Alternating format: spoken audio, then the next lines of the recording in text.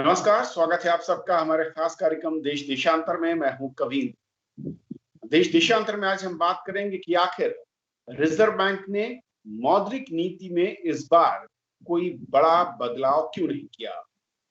समझेंगे कि असल में क्या वजह थी कि इस बार किसी भी तरीके के बदलाव की गुंजाइश के बावजूद आरबीआई ने अपने कदम सधे हुए तरीके से रखे हैं। और साथ ये भी समझेंगे कि आरबीआई ने एक स्टेटमेंट जारी किया है डेवलपमेंट एंड रेगुलेटरी पॉलिसीज को लेकर, यानी कि विकास को लेकर क्या पॉलिसी और रेगुलेशंस हैं जिनकी तरफ आरबीआई ने कदम बढ़ाए हैं, उनका इम्पैक्ट क्या रहा है, और 2020-21 को लेकर आरबीआई का अर्थव्यवस्था की ग्रोथ को लेकर क्या पूर्वानुमान है, और आरबीआई के जो हाल के कदम हैं वो किस तरीके से इकोनॉमी को बूस्ट कर रहे हैं या फिर उसे कुशन के तौर पर मजबूती या सहायता देते हुए नजर आ रहे हैं। और इसे समझाएंगे हमारे साथ मौजूद तीन बेहद खास मेहमान।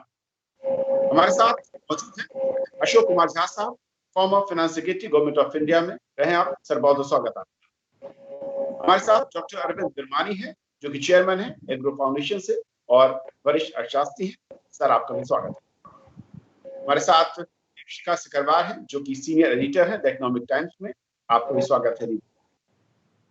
शुरुआत में करना चाहूंगा अशोक सर आपसे, जिस तरीके से हालांकि मॉनेटरी पॉलिसी जो अनाउंस की गई उसमें कोई बदलाव नहीं किया गया, उसकी अपनी वजह भी आरबीआई गवर्नर की ओर से बताई, लेकिन ऐसा लगता है कि डेवलपमेंट और रेगुलेटरी पॉलिसीज को लेकर लिक्विडिटी एक बड़ी चुनौती या एक बड़ा फोकस अभी आरबीआई की नजरों में बना हुआ है, कैसे देखते हैं आप इसे? नहीं, ऐसा है कि आरबीआई ने इस वक्त इस पॉलिसी में कोई चेंज नहीं किया रेपो रेट या रिवर्स रेपो रेट में। इसका दो कारण है। पहला कारण ये है कि लिक्विडिटी काफ़ी है सिस्टम में, और जितना लिक्विडिटी है ऑलरेडी सिस्टम में वो अभी यूटिलाइज नहीं हो रहा है। तो इसी वजह से उन्होंने सोचा होगा कि रेपो रेट को नीचे करने का कोई फायदा नहीं, क्योंकि उतना तो डिमांड है नहीं अभी पैसों का। और दूसरा कारण ये है कि उनको ये भी देखना है कि इन्फ्लेशन बढ़ रहा था। इन्फ्लेशन पिछले 3-4 महीने में 6% से ज़्यादा हो गया है, which is beyond the RBI's accepted rate. तो इस वजह से उन्होंने उसको चेंज नहीं किया, लेकिन स्टांस अकोमोडेटिव ही रखा है। इसका मतलब ये हुआ कि आगे चल के ये हो सकता है कि अगर अदर पैरामीटर्स पर तो शायद वो फिर रेट्स को नीचे कर सकते हैं। और इसमें ये पॉलिसी में और भी एक चीज़ उन्होंने कहा जो कि काफ़ी महत्वपूर्ण है, वो ये है कि उन्होंने कहा है कि economy during this year will be the GDP growth will be negative। ये कहना I think for the first time, even though उन्होंने स्पष्ट नहीं किया कि कितना नेगेटिव होगा, लेकिन फॉर द फर्स्ट टाइम ये आरबीआई के तरफ से ये अनाउंसमेंट हुआ है कि इस साल ग्रोथ नेगेटिव रहेगा। तो ये काफ़ी महत्वपूर्ण है। और वैसे तो और भी जो पॉलिसी के जो उन्होंने जो अनाउंस किया, जैसे कि रिस्ट्रक्चरिंग प्लान या रेजोल्यूशन प्लान, इसके बारे में तो शायद आप बाद में बात करेंगे। तो इसके बाद तब मैं उस वक्त में बोलूंगा। जी अरविंद सर, शुरुआत में मैं जिस तरीके से उम्मीद है कि कुछ एक्सपर्ट कर रहे थे और कुछ जानकार ये भी कर रहे थे कि बहुत ज्यादा बदलाव की रेपो रेट या फिर रिवर्स रेपो रेट में नजर नहीं आती है, अनचेंज रखा आरबीआई ने, और जो जासन ने कहा कि उसके पीछे की वजह साफ तौर पर नजर आ रही है। आप कैसे देखते हैं इस वक्त का जो एटमॉस्फेयर है पटरी पर लौटती अर्थव्यवस्था के बीच में, क्या इंडस्ट्री या फिर जो सिस्टम है वो ज्यादा लिक्विडिटी की डिमांड यहाँ पर नजर आ रही थी, या लिक्विडिटी काफी ज्यादा ऑलरेडी है और इसलिए आरबीआई ने फिलहाल अनचेंज रखा, बदलाव के चांसेस कम हो गए? ओके, सो इसके 2-3 कारण हैं। एक तो जो कोविड की अनसर्टेनिटी है उससे जो डेटा आ रहा है उसको इंटरप्रेट करना, वो इनकम्प्लीट डेटा है और उसको इंटरप्रेट करना भी बहुत मुश्किल हो गया है। इसलिए कई चीजें पॉसिबल थी, पर मेरा ख्याल है जो 2-3 डिटर्मिनिंग फैक्टर्स उनके थे, एक तो था कि थोड़ा सा सीपीआई में स्पाइक हो गया है। आपको याद होगा कि लॉकडाउन पीरियड जो जून के जून और कई जगह पे जुलाई में चला गया, जून के एंड तक जो हमारा डेटा आया है उसमें खाली फूड और एसेंशियल कमोडिटीज चल रही थी, प्रोडक्शन सप्लाई वगैरह बाकी चीजें सब बंद थी। तो उसका तो डेटा है ही नहीं। तकरीबन आप सब समझिए कई प्रोडक्शन आईआईपी ले लीजिए वो 0 पे चला गया था रफली। तो बेसिकली उन्होंने ये फूड इन्फ्लेशन पे डिपेंड किया है जो थोड़ा बढ़ गया है। इसके 2 कारण है मेरा ख्याल है। उन्होंने पहले कारण जो एमपीसी है उन्होंने पहले कारण पे ज्यादा इम्पोर्टेंस दी है, और वो था कि हाइक इन वेजिटेबल प्राइसेस जो सीजनली कई बार होती है और इस साल फिर हुई है, और उन्होंने सोचा कि काफी रेपो रिडक्शन हो गई है, इसका अभी गुंजाइश है ट्रांसमिशन, तो वेट कर सकते हैं। पर दूसरा एस्पेक्ट था कि जितने भी फोरकास्ट हमारे पास अवेलेबल हैं वो कह रहे हैं ये 6 से 4 या 3 तक वापस आ जाएगा। तो जनरली जो मॉनेटरी पॉलिसी होती है वो आगे देखती है, वो ये नहीं देखती कि खाली आज क्या सीपीआई या इन्फ्लेशन है।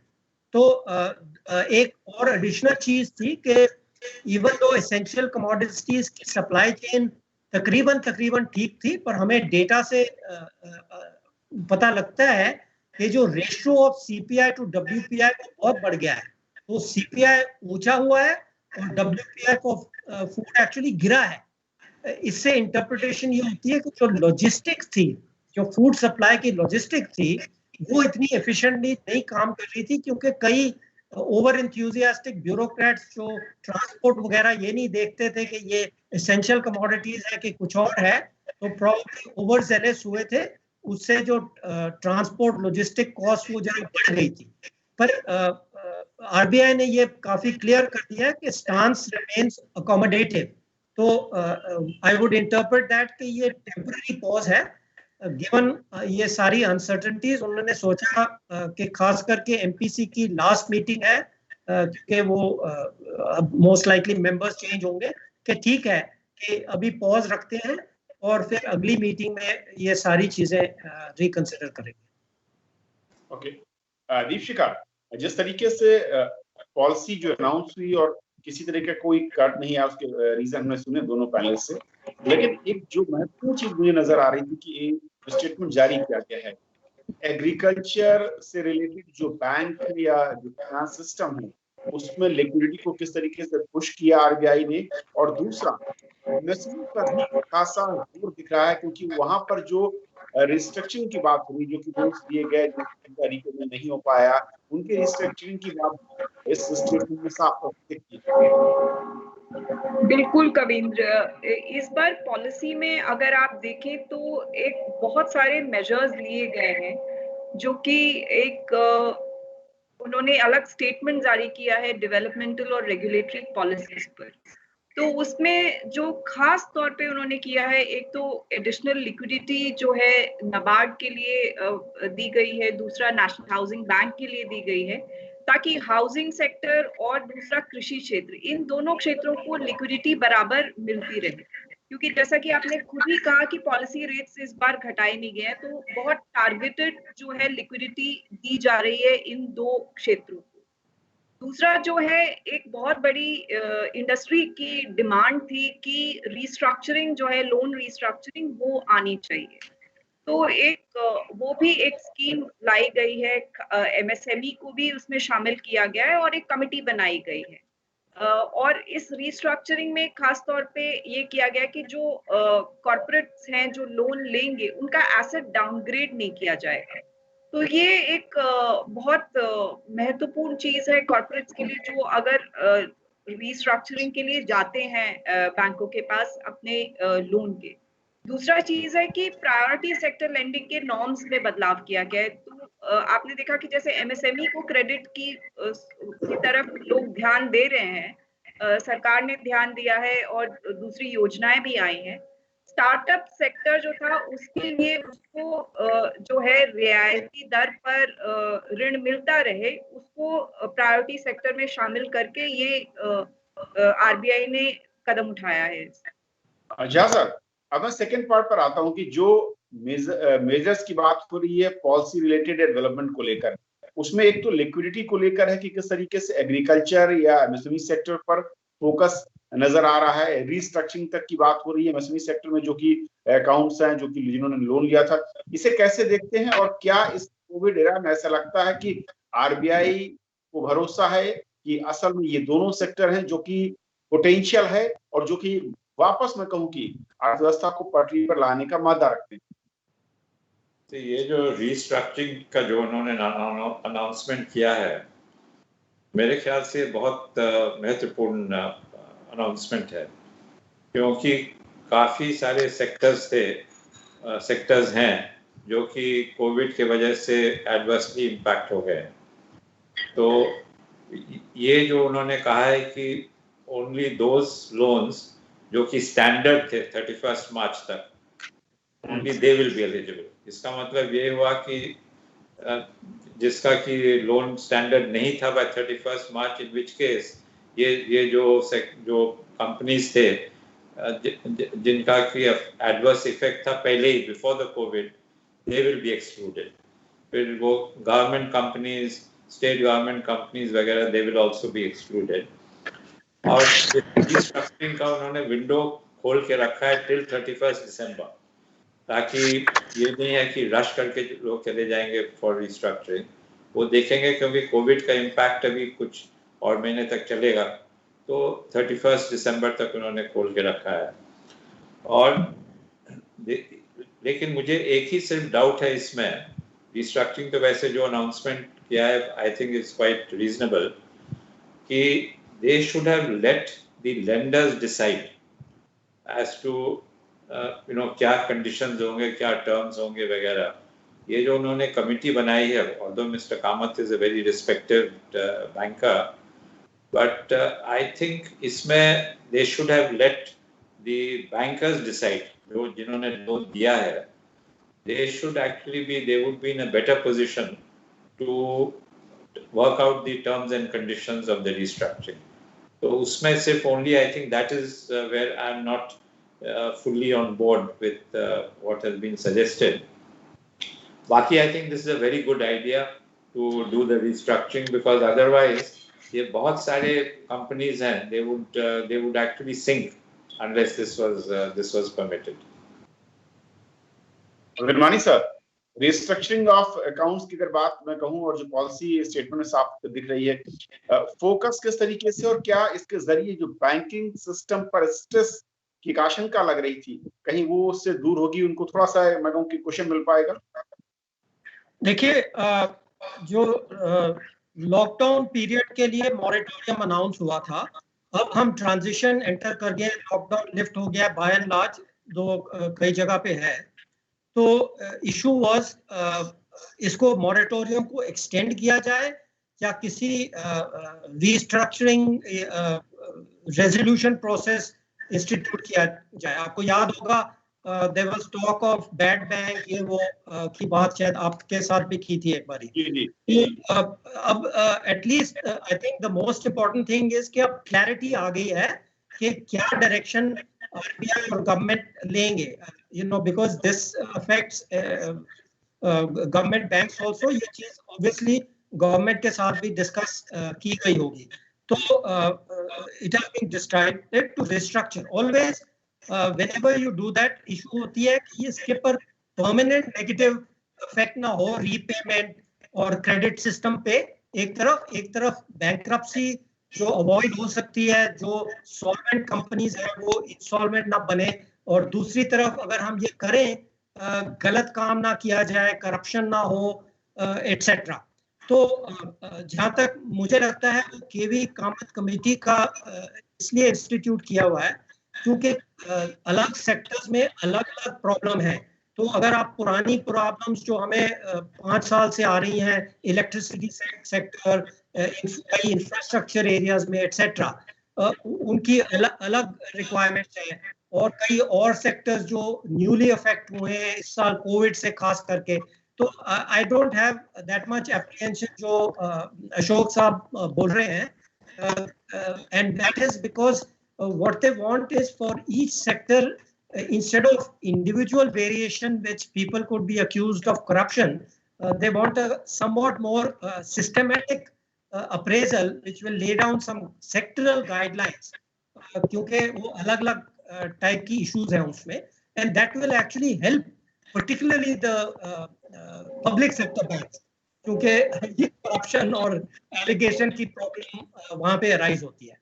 So I basically think it's a good thing कि अब इन्होंने कर दिया है, the plan has been laid out for the transition sector so that it can be ready by at least end of Q3, with the hope that Q4 will be some kind of a normal period and all the banks and companies can get into this normal thinking and growth processes. Okay. Deepshikha, कैसे देखते हैं इस RBI की policy से related इस कदम को, और साथ ही साथ जिस डिमांड या इम्पैक्ट की बात कर रहा था सिस्टम में, उसका इनिशियली मैं कहूँ जो ऑब्जर्वेशन है एक्सपर्ट का उस तरीके से नजर आ रहा है, और शायद वही जरूरत आरबीआई को भी नजर आ रही है। बिल्कुल कविंद्र, आपने देखा कोविड की वजह से जो बिजनेस है, इंडस्ट्री है, अगर हम देखें कोविड के पहले का समय तो एक स्लो डाउन पहले से ही आने लगा था और कोविड की वजह से ये थोड़ा और बढ़ गया है। तो जाहिर सी बात है कि बैंकों के ऊपर थोड़ा स्ट्रेस आएगा और आरबीआई ने यही देखते हुए कदम उठाया है। और एक दूसरी बात जो हम अगर याद रखें कि सरकार ने वित्त मंत्री ने जब पैकेज अनाउंस किया था आत्मनिर्भर, उसमें उन्होंने एनसीएलटी को सस्पेंड कर दिया था। तो जो बैंक हैं वो अपने रेजोल्यूशन के लिए या जो भी है वो कंपनीज वहां, क्योंकि वो प्रोसेस पूरी सस्पेंड हो चुकी है, तो ये लेंडर्स के लिए भी एक फायदेमंद चीज है कि वो रिस्ट्रक्चर करेंगे और ये कैरेट और स्टिक पॉलिसी रहेगी कि वो उनको रेजोल्यूशन टेबल पर भी ला सकते हैं। तो दोनों उद्योग जगत के लिए भी और दूसरा लेंडर्स के लिए भी ये एक मौका है कि ठीक है आप लोन रिस्ट्रक्चर कर दीजिए। तो इस समय जब लॉकडाउन की वजह से जो स्थिति बन गई है, जाहिर सी बात है उसको कहीं ना कहीं एड्रेस करना पड़ेगा। उद्योग जगत खासतौर पे सर्विसेज सेक्टर जो है, अगर आप देखें hotel industry, tourism industry, aviation industry, ये बहुत बुरी तरह से अफेक्ट हुई है कोविड के दौरान। तो इन क्षेत्रों के इनकी बहुत ज्यादा डिमांड थी कि हमें कुछ राहत दी जानी चाहिए, आप लोन रिस्ट्रक्चर कर दीजिए हमारा, क्योंकि इन बहुत सारे खासतौर पे अगर हम देखें एविएशन सेक्टर, उनमें एयरलाइंस के ऊपर बहुत कर्जा है बैंकों का। तो इन सारे क्षेत्रों के लिए ये जो रिस्ट्रक्चरिंग है ये थोड़ी राहत लेकर आएगी। अच्छा सर, एक महत्वपूर्ण बात मुझे लगती है आम आदमी के नजरिए से थोड़ा समझना चाहूंगा, इसका इम्पैक्ट, वजह क्या है इसको लाने के पीछे और इसका इम्पैक्ट ओवरऑल इकोनॉमी या सिस्टम पर। वो ये कि आरबीआई ने जो गोल्ड ज्वेलरी पर कर्ज की वैल्यू थी उसको चेंज किया है, बढ़ाया है। इसका तात्कालिक असर क्या हो सकता है लॉन्ग टर्म में? अगर हम 2020-21 के जीडीपी के अनुमान को आरबीआई को देखते हैं, क्या उससे कहीं जुड़ा हुआ ये कदम नजर आता है? नहीं, इसका तो मैं समझता हूँ कि इसका कारण ये है कि एक तो गोल्ड प्राइसेस काफ़ी बढ़ रहे हैं, तो और दूसरी बात ये है कि अब जो इन्होंने अभी जो किया है कि you can take loan up to 90% of the value instead of 75% जो earlier था। तो ये मान कर चल रहे हैं कि लोगों को पैसे का दिक्कत है, इंडिविजुअल्स को, whereas ये अपने कंपनीज को उतना प्रॉब्लम नहीं है बिकॉज पैसे तो हैं सिस्टम में, काफ़ी लिक्विडिटी है, लेकिन इंडिविजुअल्स को to meet their own requirements दिक्कत है पैसों की। अब क्योंकि जैसे बहुत सारे जो कैजुअल लेबर हैं, माइग्रेंट लेबर थे, जो those who are daily wage earners etcetera, तो उनके लिए लोन मिलना मुश्किल है। तो उनका तो बेसिकली वो लोन लेते हैं अपना गिरवी रख के, गोल्ड लोन लेते हैं, ये सब चीज़ गिरवी रख के, तो उनके लिए ये बेसिकली है और उनको काफ़ी फ़ायदा होगा क्योंकि instead of giving 75% of value, they will now get 90% of the value. Arvind sir, ये वैल्यूएशन चेंज करने के गोल्ड के बदले में जो ऋण की सुविधा थी, क्या मैक्रो लेवल पर और कुछ इसकी वजहें दिखती हैं? और इम्पैक्ट मैं कहूँ अगर, क्योंकि जो ट्रेंड है इंडिया में, कहा जाता है कि जब भी संकट होता है व्यक्ति के ऊपर, तो आमतौर पर वो लोन लेने की बजाय अपने सोने या चांदी के गहनों के बदले में ऋण गुजारिश करता है। देखिए, अगेन हमने पहले भी डिस्कस किया था कि जो लो इनकम लोग हैं जो सफर करेंगे, उनके पास लिक्विड फंड्स या लिक्विड सेविंग्स नहीं होते। तो जो पुअरेस्ट से पुअरेस्ट होगा फैमिली, उसके पास जरूर कुछ गोल्ड ऑर्नामेंट्स या कुछ होते हैं। तो ये लिमिट सेट क्यों की जाती हैं? ये होता है कि जनरली अगर आप गिरवी रखो, अपना घर रखो, उसमें प्राइस फ्लक्चुएशन होती है, तो ये सेफ्टी मार्जिन होता है। तो इस मैटर में गोल्ड में अब प्राइसेस इतनी बढ़ गई हैं और डायरेक्शन जहां तक हमें लगती है कि नेक्स्ट 3, 6, 9 मंथ्स के ये ऊपर ही है, नीचे की डायरेक्शन नहीं होगी। तो अगर उस लिहाज से देखिए कि अनसर्टेनिटी कम हो गई है, तो बैंक्स इसको ज्यादा फ्रीली या ज्यादा लोन दे सकते हैं। 90% करने का ये मतलब नहीं है कि सबको 90% तक देना है। वो बैंक्स अपने आप जज कर सकते हैं। अगर वो अभी भी 75% देना चाहते हैं, they are free to do that. It's just an upper limit. So from that perspective, it's perfectly good and very timely from the two perspective जो मैंने बोला, जो लोगों को liquid funds चाहिए और international prices भी बढ़ ही रही हैं, unlikely to go down soon. Deepika, एक और जो अनाउंसमेंट इसमें दिख रहा है जिसका जिक्र है, थोड़ा सा मैं समझना चाहूंगा कि आरबीआई ने कहा है कि जो ग्रामीण इलाके हैं वहां पर कनेक्टिविटी इश्यू हो और इसीलिए वहां पर ऑफलाइन डिजिटल सिस्टम को जो है स्ट्रॉन्ग करने की बात हो रही है। ऑफलाइन डिजिटल सिस्टम जो है क्या है और किस तरीके से ये आम आदमी के लिए सहूलियत वहां पर देगा? कविंद्र, यूजुअली जैसे ग्रामीण क्षेत्रों में आप देखें कि फाइनेंशियल इंक्लूजन के तहत बहुत सारे पेमेंट सिस्टम्स आए थे।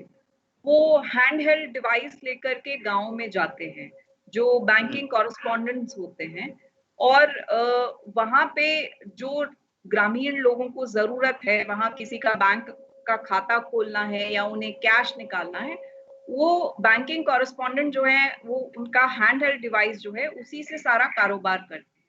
तो कई बार ऐसा होता है कि कनेक्टिविटी नहीं है, वो सब इश्यूज होते हैं। तो इसको किस तरह से और आगे बढ़ाया जाए। और अभी आपने देखा होगा कि जब से कोविड का ये पैंडेमिक आउटब्रेक हुआ है, डिजिटल की तरफ आम आदमी भी जो है कैश के बजाय डिजिटल ट्रांजैक्शंस को ज्यादा महत्व दे रहा है, ज्यादा पसंद कर रहा है, प्रेफरेंस दे रहा है, और वो ट्रांजैक्शंस बढ़े हैं। तो इसी को दोनों ऑनलाइन ऑफलाइन माध्यम से कितना बढ़ाया और जा सकता है, कैसे बढ़ाया जा सकता है, क्योंकि हर समय आपके पास एक कनेक्टिविटी रहना कोई जरूरी नहीं है। कनेक्टिविटी कई बार इशू हो जाता है, और खासतौर पे ग्रामीण क्षेत्र। तो इसके लिए एक नया फ्रेमवर्क मतलब आरबीआई बना रहा है कि इसको बिना अगर नहीं है नेटवर्क तो उसको कैसे आगे बढ़ाया जाए। ओके, एक आखिरी कमेंट मैं सर आपसे शुरुआत करूंगा कि क्योंकि पहली बार से दिख रहा है कि आरबीआई के ही अपने अनुमान में 2020-21 के लिए नेगेटिव जीडीपी का जो है वो आकलन है।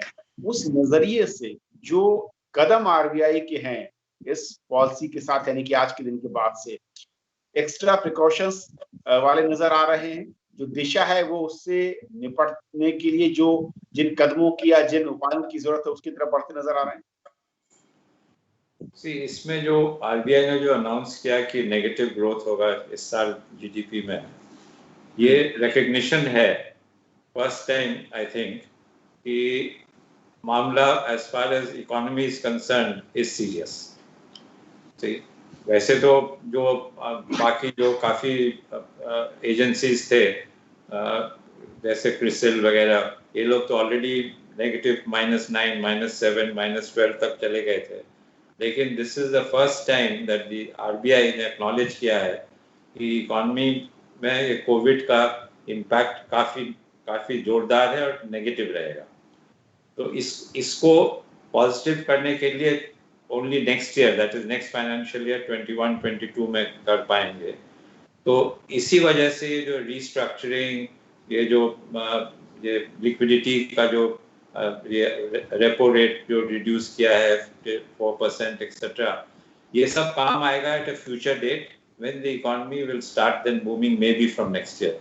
सो मैं ये समझता हूँ कि RBI has taken a very long term approach to this, to the revival of the economy, और उसी ख्याल से अपना पॉलिसीज अनाउंस किया। मेहरबानी सर। और जब आरबीआई के अनुमान है तो कहीं ना कहीं उसके लिए चुनौती और बड़ी हो जाती है।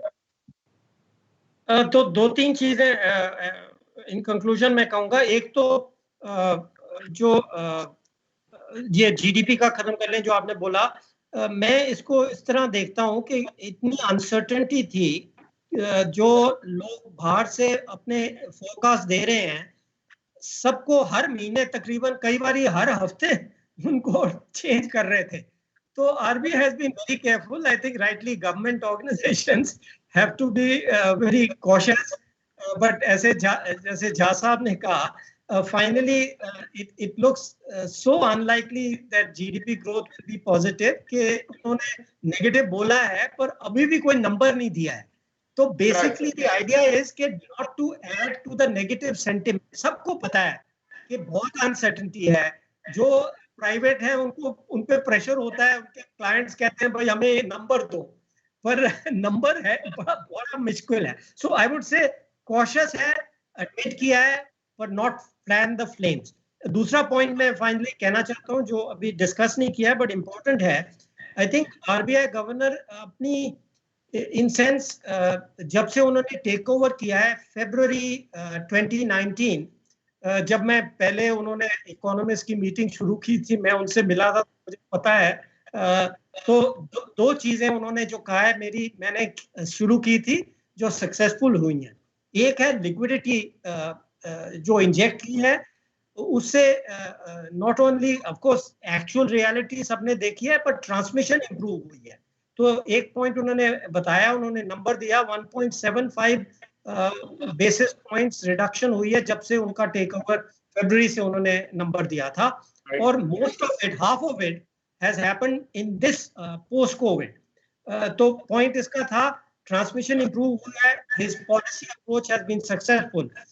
आई don't want to take credit away from him, but this was the first point जो मैंने इनको कहा था कि the link between liquidity and transmission has been shown by research.